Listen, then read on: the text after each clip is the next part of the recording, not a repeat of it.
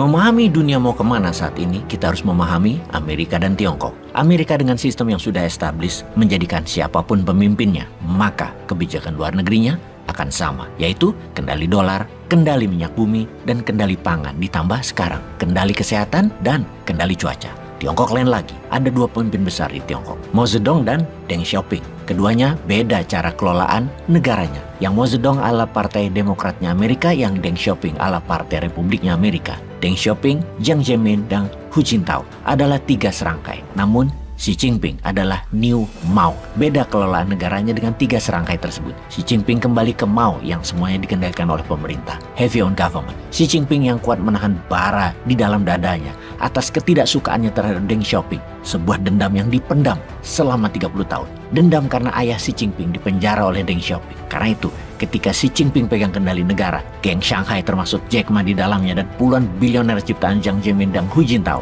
mulai disudutkan dan disingkirkan oleh mereka. Gaya Partai Republiknya Komunis Tiongkok yang pro swasta mulai digembosi, diambil alih oleh pemerintahan Xi Jinping. Sahabat semua, jelas ya sekarang melihat peta Amerika dan Tiongkok dari sisi dalam. Kalau Bosman sangat Partai Republik, sangat Deng Xiaoping, sangat Trump. Di mana di Indonesia sejak reformasi, sejak dari Presiden ketiga Habibie hingga saat ini yang ketujuh adalah gaya Partai Demokratnya Amerika.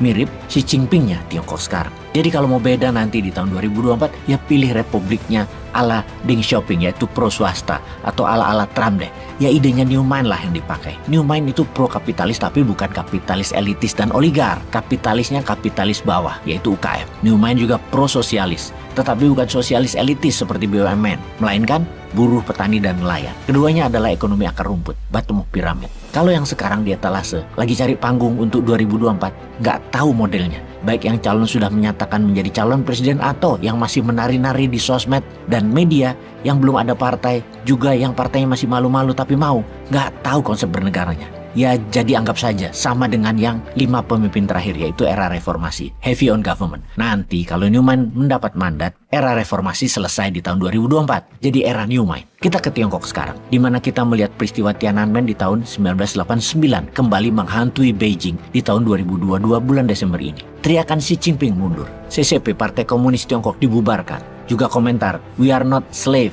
we are citizen." Kami bukan budak, kami warga negara Tiongkok, adalah teriakan yang menggema di 8 kota besar di Tiongkok daratan, yang bukan Hong Kong, bukan Taiwan, tetapi di Tiongkok daratan yang tabu. Ada demonstran besar-besaran teriak ingin kebebasan dan ingin pemimpinnya Xi Jinping turun, step down dari jabatan. Ada apa dengan warga Tiongkok saat ini? Sudah lebih sebulan ini bergerak di mana-mana, demo, dan puncaknya beberapa hari ini mencapai Beijing, ibu kota pusat dunia, Tiongkok. Terbayang kembali di tahun 1989 awal kehancuran komunis Soviet dan jalan menuju bertahannya komunis Tiongkok terjadi di masa itu.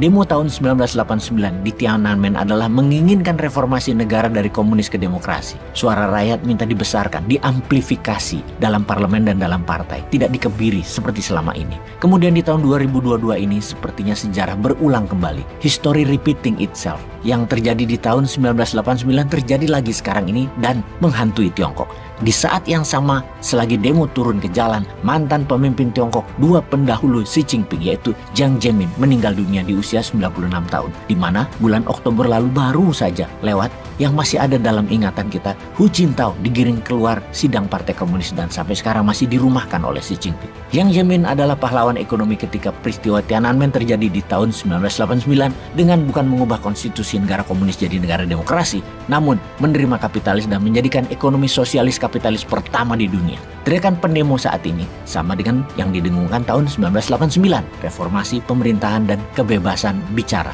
Pendemo meneriakkan kebijakan zero covid policy dibubarkan. Kebijakan yang menghentikan ekonomi ini menjadikan rakyat di penjara di rumah mereka dan mereka sudah muak dengan kejadian saat ini. Sebentar, kita jeda. Kita bahas musuh Amerika yang lain, yaitu Iran. Kapan sahabat pernah mendengar teriakan kegembiraan ketika tim negaranya kalah dalam pertandingan kelas dunia? Never heard, atau belum pernah dengar, atau belum pernah ada kejadian tersebut. Pasti sebelumnya. Bosman juga sama. Belum pernah tahu ada hal seperti itu pernah terjadi di dunia. Sekarang kita tahu, ternyata ada. Yaitu ketika pertandingan sepak bola Piala Dunia di Qatar kemarin, Iran melawan Amerika dalam pertandingan knockout game. Iran kalah 1-0 oleh Amerika. Seluruh rakyat Iran berpesta turun ke jalan merayakan kekalahan timnya. Komentar mereka, "Kami mendukungmu Amerika." Amerika. Teriakan di jalan-jalan Iran. Rakyat Iran turun ke jalan-jalan merayakan kekalahan timnya. Pertandingan ketiga antara Iran dengan Amerika, rezim Iran menjadikan pemain sepak bola Iran dipaksa dan diancam untuk bermain dan harus menang lawan Amerika. Akhirnya kalah. Pertandingan ketiga ini bagi rakyat Iran adalah simbol timnya rezim melawan kebebasan. Semua bersorak gembira ketika tim Iran kalah. Semua ini mengekspresikan kebencian memuncak pada rezim Iran oleh rakyatnya. Di mana-mana rakyat Iran berpesta. Bahkan di stadion pun supporter Iran menyuarakan membela tim Amerika. Ditambah lagi banyak poster yang menuliskan Freedom